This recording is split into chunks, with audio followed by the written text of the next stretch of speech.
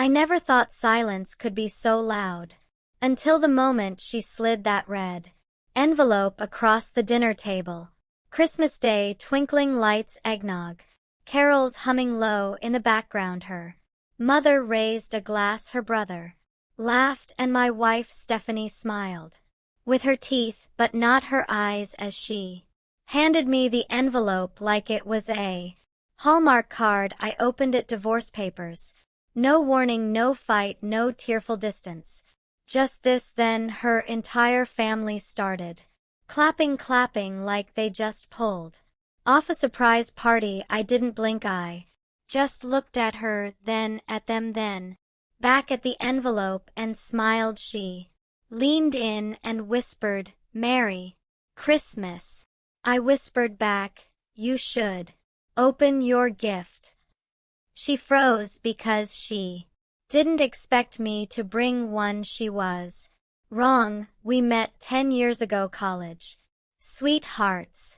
She had a sharp laugh, a magnetic pull. I was the quiet, strategic type, law student.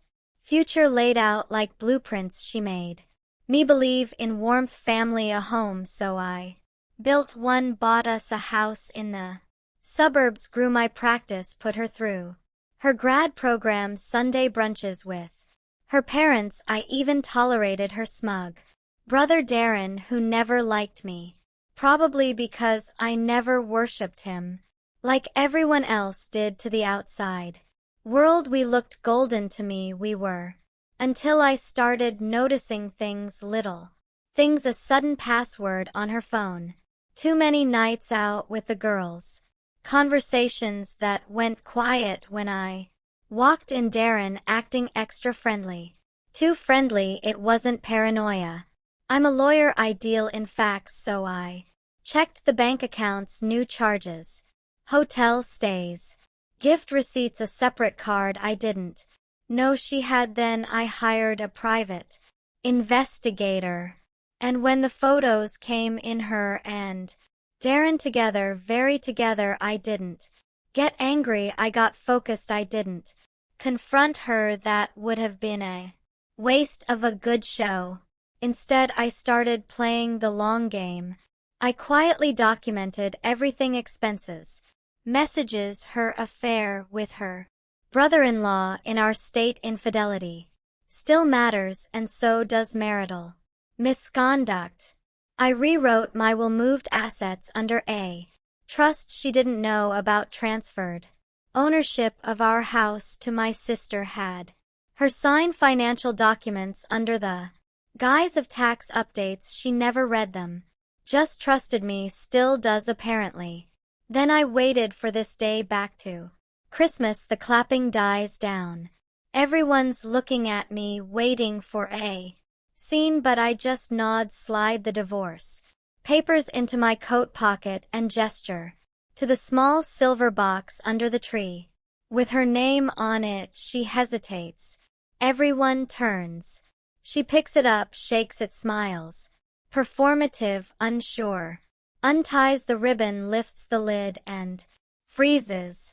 Her face drops, color drains, her fingers tremble as she pulls out the stack of photos, her and Darren hotel receipts, bank transfers, and under that a USB. She knows what's on it's surveillance footage, GPS logs, emails she thought were deleted, evidence, solid courtroom evidence. Her mother gasps, her father chokes on his drink. I stand slowly adjusting my tie. I figured you wouldn't want me to open your gift in front of everyone, I say calmly, but I wanted you to open mine. Stephanie stammers, "Why, you can't." I interrupt. "And I will." I turn to her parents. "Did you know that your daughter's been screwing her sister's husband for 8 months, that she used our joint account to pay for their hotel stays?" Darren speaks up. "Look, man, let's just you cut him off. Might want to lawyer up. You used company funds for those trips. That's embezzlement. I already sent a package to your boss." Gasps. I look back at Stephanie. "I'll be filing tomorrow on grounds of adultery with full evidence." She's shaking, you wouldn't, I will you. Handed me divorce papers on Christmas Day in front of your family while they cheered. I look around the room, nobody's smiling anymore. I continue slow and sharp, you don't own the house anymore. Check the deed, you also signed away any stake in my firm's assets. Remember the tax documents. I turn to her mother, she's going to need a place to stay, maybe with you once the court grants me full ownership and a clean exit. Stephanie collapses onto the couch, silent, broken. I walk to the door, pull on my coat, turn one last time, Merry Christmas, and I leave. The cold bites my face as I step into the crisp winter air. I slide into the car, close the door, and just sit there for a second, breathing, not angry, not sad, just free. All those years I played the devoted husband. Turns out I'm better at being the quiet storm. And when you hand a man like me divorce papers on Christmas Day, you better pray he didn't bring a gift, but I did, and it was